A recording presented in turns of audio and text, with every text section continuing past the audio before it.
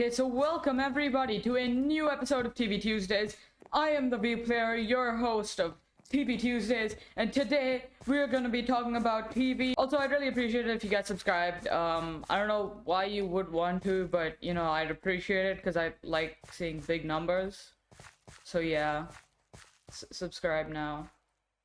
We're about out. Okay guys, so welcome to the first game. Now we are gonna be talking about the what if episodes so far. Now I know I should have done this video earlier, and I was going to initially do this video at like the end of when what if was over and stuff, but I couldn't wait that long because I just watched episode 3. I'm gonna be honest, it is like I liked it. I'm gonna be honest with you. But before I go into episode 3, let's talk about what if episodes 1 and 2.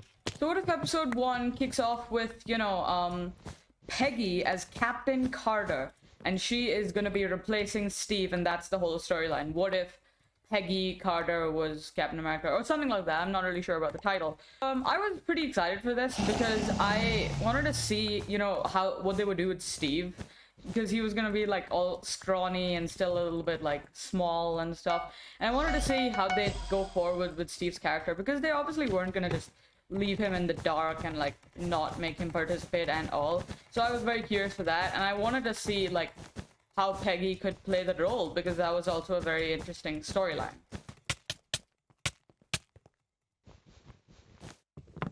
Yeah, I can. Okay.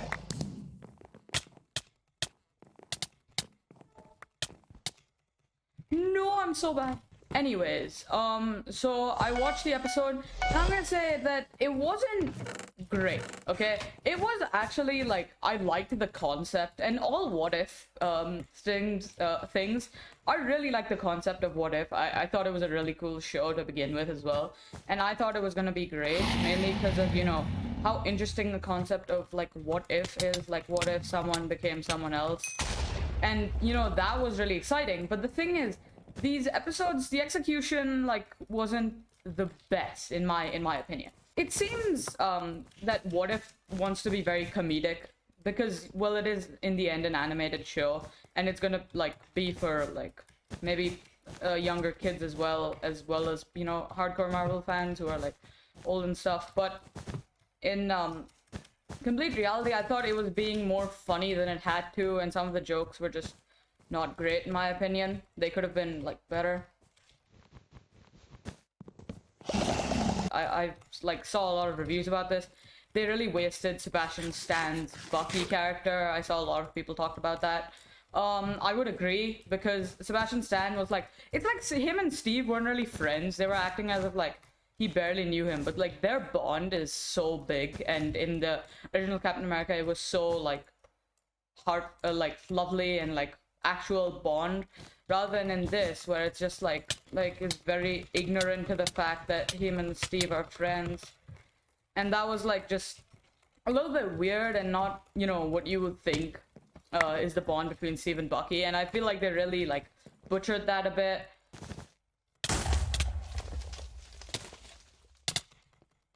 Okay, goodbye. Okay. Whew. That was annoying. What if I just get prot, bank this, and void? I think I can void now.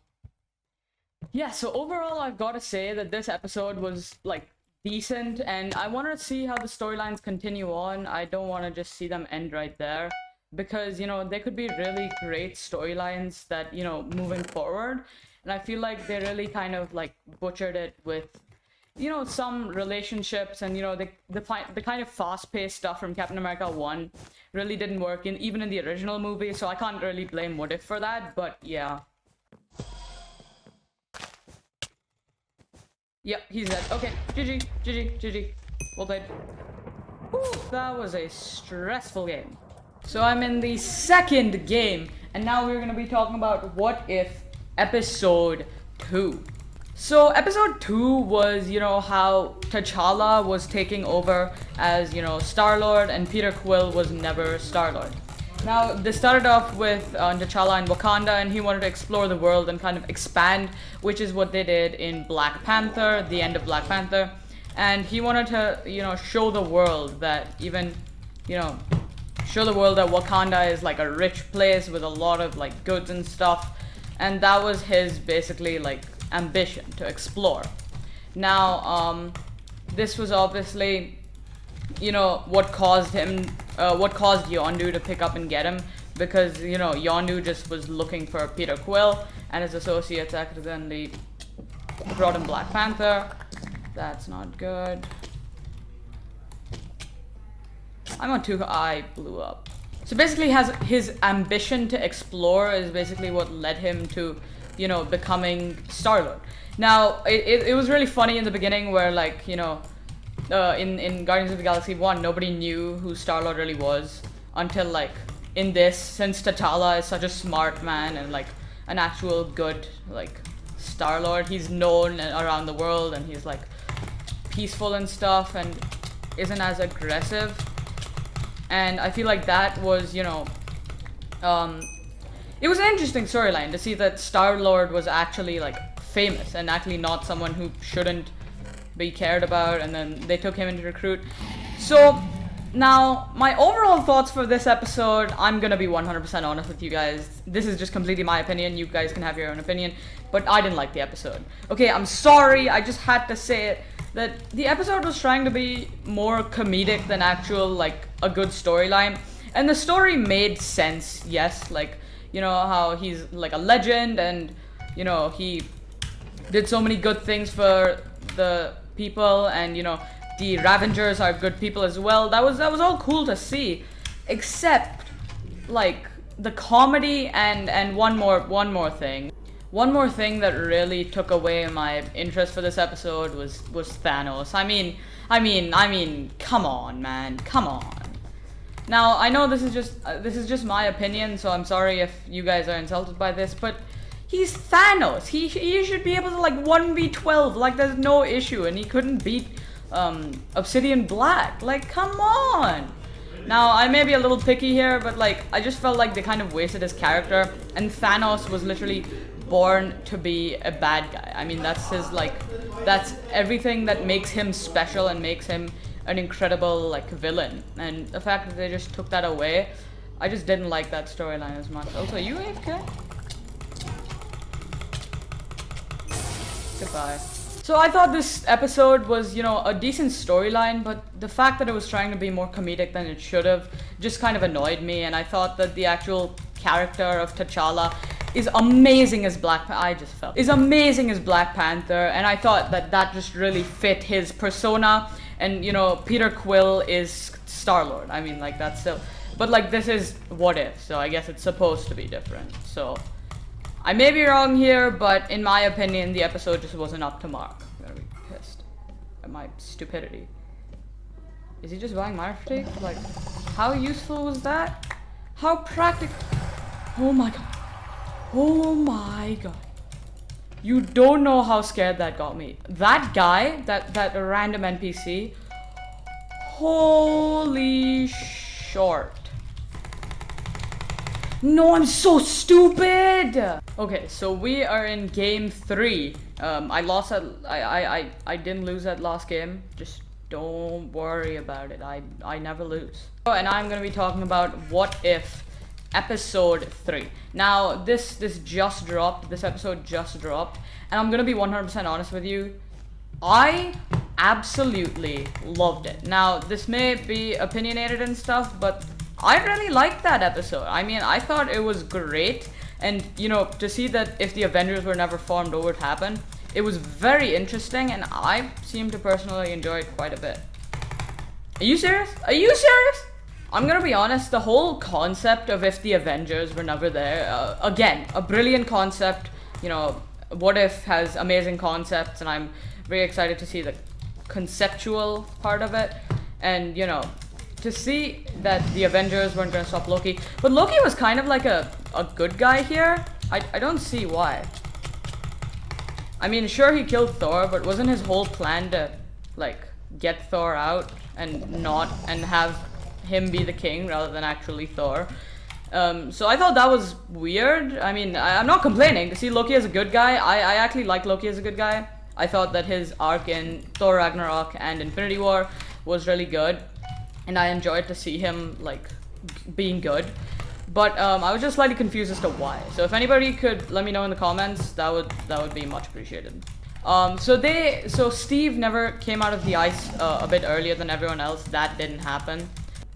So we saw Iron Man in his full like Iron Man 2 poisoned phase, where he was like completely like bonkers and hungover and all weird character, weird everything.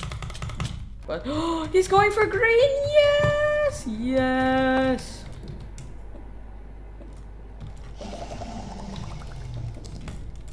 Instead of Nat giving him the cure, I don't know if that happened in the film. I don't really keep memories of Iron Man 2 because, well, we all know why we don't keep memories of Iron Man 2. But, yeah, I wasn't really sure if that happened in the film, but she gave him lithium dioxide! So apparently she gave him lithium dioxide, which was to, like, stop the symptoms and effects for some time, but not a permanent cure. And then, we see that he starts, like, aggressively, like, almost dying manner.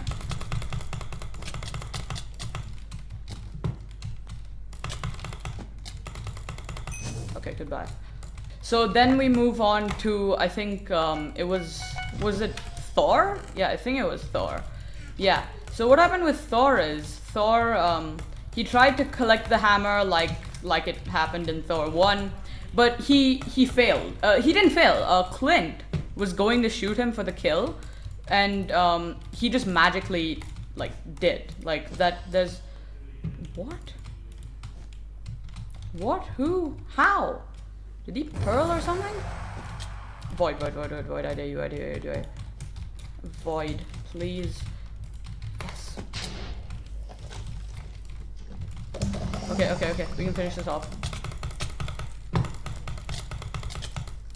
Yes, okay. So we didn't really get to talk about the games. So I decided to finish this game off, finish this video off. I'm just gonna be doing a few classic deals. I'm really garbage at classic, so please spare me, okay? But what I was trying to say is that then we move on to Bruce Banner, or no, Thor, and he was going to pick up, you know, the hammer like he did in the original Thor movie. Okay, there we go. So he was gonna pick up the hammer, but then Clint shot him somehow. Like, he doesn't know how, because Clint is like, he's Hawkeye. He doesn't like miss, he doesn't slip and stuff. So he was extremely confused as to how that happened. And then we also don't know. And then Clint is being interrogated.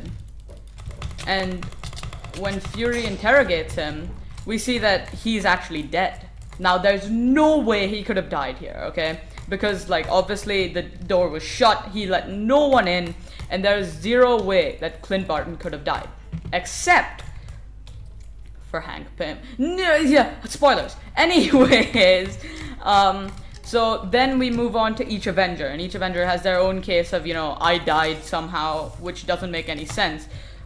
I got shot even though I didn't fire for Bruce Banner, and Natasha Romanoff was like facing off with some invisible creature because we couldn't see that person. Now, I tried to think of if there's anyone invisible in the MCU, and I realized that there's no one like that. There's no invisible type like thing, unless Harry Potter wanted to do a crossover. I mean, the invisibility cloak, yeah. So what happened is, it looked like there was nobody fighting him, except for the fact that Ant-Man was his thing. So in this universe, Hope Van Dyne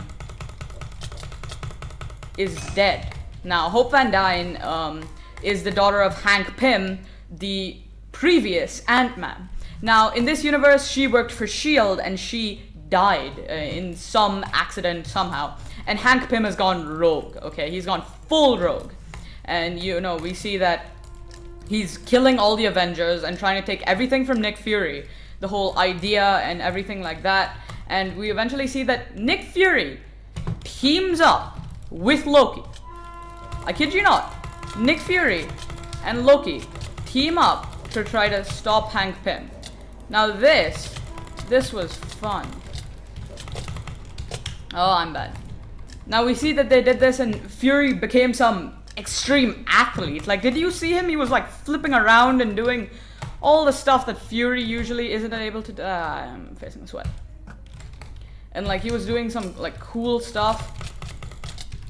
And like that was like very cool. Are you D-hopping?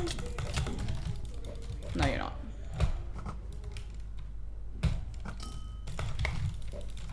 Let's just kill you now. GG.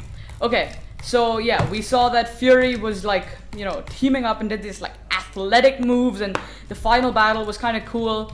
And it was like so interesting to see that Fury, and I was confused because Fury, even in the films, isn't like the most like, we haven't seen him like in action. We haven't seen him fight. He uses a gun.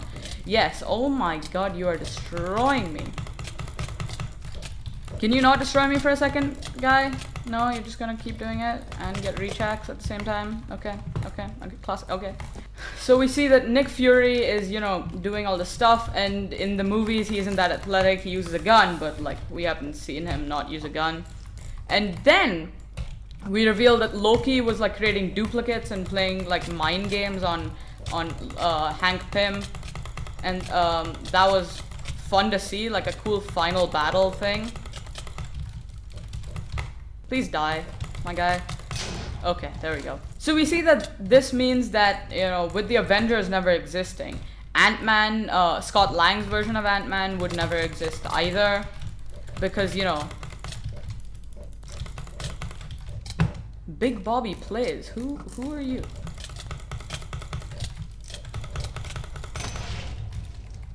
And that was so interesting to see, and see that if one group of heroes never existed, so many problems would arise, and that was very interesting to me, and I genuinely really liked this episode. So that was my whole, you know, review of What If episodes 1, 2, and 3.